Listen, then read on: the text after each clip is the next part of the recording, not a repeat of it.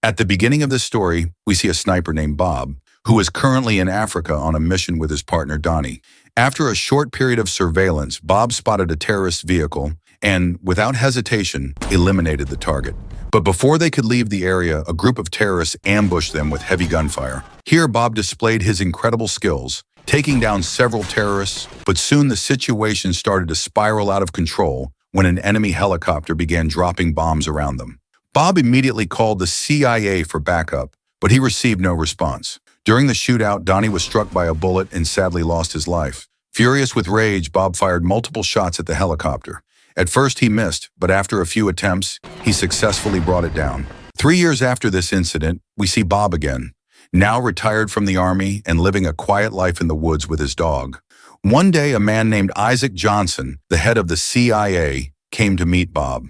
Isaac informed him that very soon, an attack would be carried out on the President of the United States. For this reason, he sought Bob's expertise to help prevent it. Bob's task was to create different assassination scenarios against the president, so Isaac and his team could prepare in advance for any possible threat.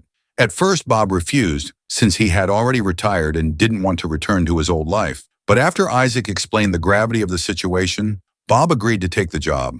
Before leaving, Isaac gave him all the necessary details and told him to come to Washington the following week. A week later, Bob arrived in Washington, D.C., where the president was scheduled to give a speech. After days of research, Bob told Isaac that the attack would likely take place in Philadelphia. Isaac thanked him and asked him to be present on the day of the president's speech. Soon the day arrived when the president was about to address the nation. Bob, along with Isaac, went to a room overlooking the city.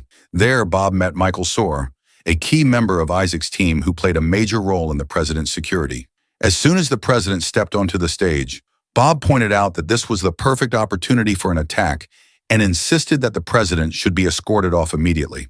But before he could finish, a policeman in the room shot at Bob, and at the same time an unknown sniper fired at the president. Realizing the setup, Bob smashed the window and escaped, while Isaac's team cleared the room and deliberately left Bob's sniper rifle with his fingerprints on a table. Meanwhile, an FBI officer named Nick tried to stop Bob, but Bob easily overpowered him, handcuffed him, and attempted to leave. Before departing, Bob told Nick, "I didn't shoot the president. I'm being framed." He then took Nick's car and fled the city. However, before he could get far, the FBI launched a chase. To escape, Bob drove his car into a car wash, quickly treated his wounds, and tried to slip away.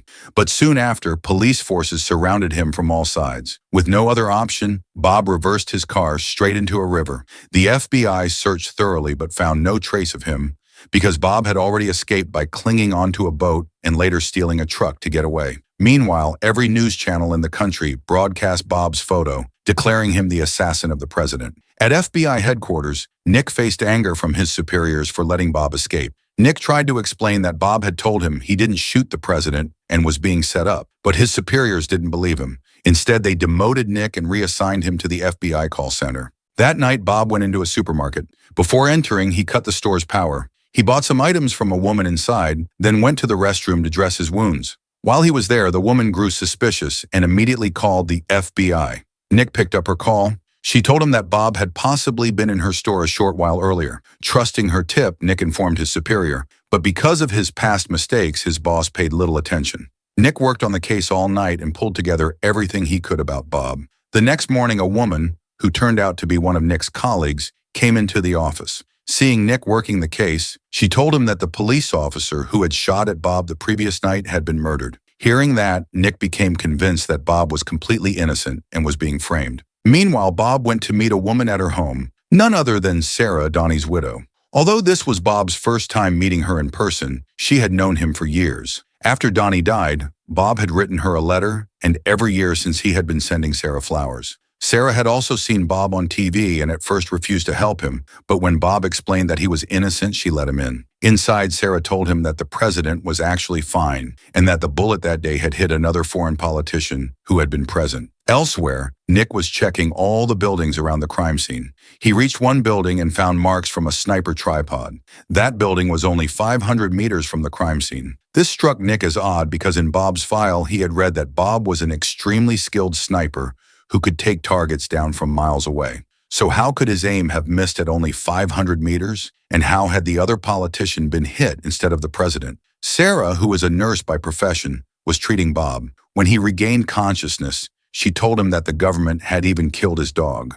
Saddened and furious by this, Bob vowed to clear his name, and he said that only Nick could help him. Bob devised a plan. Sarah would meet Nick in a cafe and tell him everything, and she also gave Nick Isaac's car's license plate number so he could investigate and unsettle Isaac. Nick did exactly that and began tracking the plate. Isaac learned that an FBI officer was tracking his car, and that it was the same officer whose vehicle Bob had used to escape. Before Nick could get to the bottom of things, Isaac's men kidnapped him and brutally beat him. They wanted to know exactly how much Nick knew. When Nick refused to reveal anything despite their torture, they decided to kill him. But before they could, Bob, using his sniper skills, took out all of Isaac's men. Afterwards, Nick told Bob, "I know you're innocent. Turn yourself in so the law can help you." Bob flatly refused, arguing that if he didn't take revenge on Isaac now, Isaac would do the same to someone else later. Nick agreed with him and pledged to help. Isaac and his associates discovered that Bob sent flowers every year to a woman named Sarah. Once they learned this, Isaac sent men to kidnap her. Meanwhile, Bob went to meet a weapons expert named Benik. He asked whether it was possible for a shot to be fired from one gun, yet appear to have been fired from another. The expert said yes, that this is possible, and that the technique is called paper patching, where the bullet is actually fired from elsewhere but appears to have come from another gun. The man also told Bob that besides him, only one other marksman could be that accurate,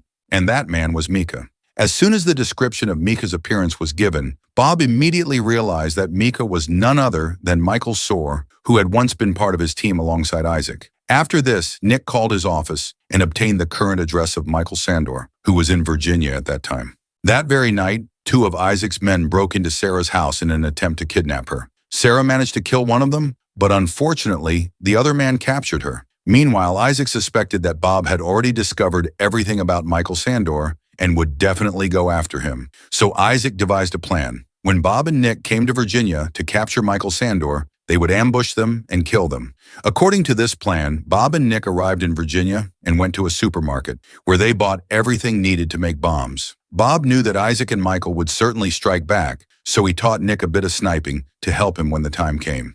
The next day, Bob went to Michael's farmhouse while Nick stayed at a distance, guiding him by reporting the guards' positions. Bob eliminated the guards one by one, and before entering the farmhouse, he planted numerous bombs in the nearby bushes. Inside, Michael was already waiting for him.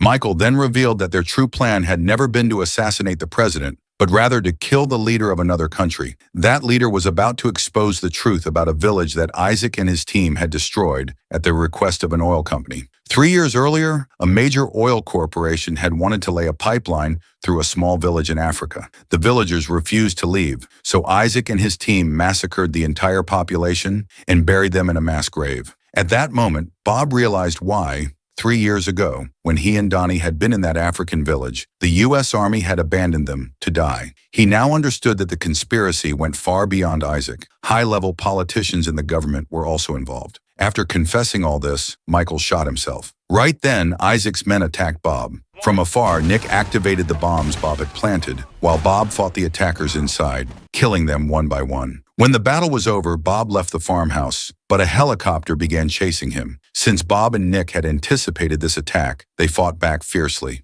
As soon as the helicopter hovered above an oil tanker, Bob shot the tanker, causing a massive explosion that destroyed the helicopter in flames. Meanwhile, Isaac and his associates grew increasingly anxious, realizing that Bob was getting closer. On the other hand, Nick called the FBI and told them he had captured Bob. He did this intentionally so that the information would reach Isaac, prompting him to make contact. Their plan worked, and within minutes, Isaac called Nick. Bob then spoke directly with Isaac, offering him a deal. If Isaac released Sarah, he would delete the recording of Michael Soar, in which he had confessed how Isaac and his team destroyed the African village at the behest of the oil company. With no other choice, Isaac agreed, and they arranged to meet the next day on a snowy mountain. The following day, Isaac arrived at the mountain with his men and Sarah. Suddenly, a man approached them from the front, but Isaac's hidden sniper shot him. Isaac believed they had killed Bob, but it was actually part of Bob's plan. The man was Nick, who had placed a bulletproof metal plate inside his jacket. When the sniper fired at Nick, Bob was able to locate the sniper's position and instantly killed him with a headshot. He then shot the man holding Sarah's hand. Meanwhile, the FBI chief received a letter from Nick. In it, Nick had provided full details of the mission. After reading the letter, the FBI team immediately set out for the mountain. So that Isaac and Bob could be arrested, Bob finally stepped out after killing the sniper. At that point, Nick disarmed Isaac and his men, but suddenly Sarah grabbed a gun and shot one of them dead, because that very man had kidnapped and brutally tortured her. Bob calmed her down, and then he began talking to Isaac and Meacham. Meacham told Bob that the recording in his hands could not harm them, since many high-ranking government officials were also involved in this scandal. By now, Bob fully understood that if he ever made this evidence public, the government would not hesitate to kill him, Nick and Sarah as well. That is why Bob burned the recording in front of them. Just then, the FBI team arrived and arrested Bob along with Isaac and his men. A few days later, Bob was presented in court, where Isaac and his associates were also present. Bob requested that his rifle, which had been recovered at the crime scene, be brought forward to prove his innocence. He explained to the judge that before leaving home on that fateful day, he had removed the firing pins from his rifle. Without them, the gun was incapable of firing any bullets. To demonstrate this, Bob even attempted to shoot Nick, but the bullet remained stuck inside the rifle, proving beyond doubt that he was innocent. The court declared Bob not guilty. However, they took no action against Isaac, since Bob himself had destroyed the last piece of evidence against him. That very night, Isaac and Meacham went to their farmhouse to celebrate their so-called victory, but Bob appeared there as well. One by one, he killed Isaac's men. When Isaac stood up, Bob shot him directly in the chest, ending his life. After that, he went inside the house and killed Meacham too. Before leaving, Bob blew up the gas pipeline, ensuring that no trace of evidence against him remained. At last, Bob had taken his revenge and delivered justice for all the innocent villagers who had been massacred. Outside the farmhouse, Sarah was waiting for him. Together, they left the place behind and began a new life side by side. I hope you enjoyed today's story. If you liked this video, don't forget to hit the like button and subscribe to the channel. And tell me in the comments which part of the story you enjoyed the most. I'll do my best to reply to as many comments as I can. All right then, see you in the next video. Until then, stay safe and keep chilling.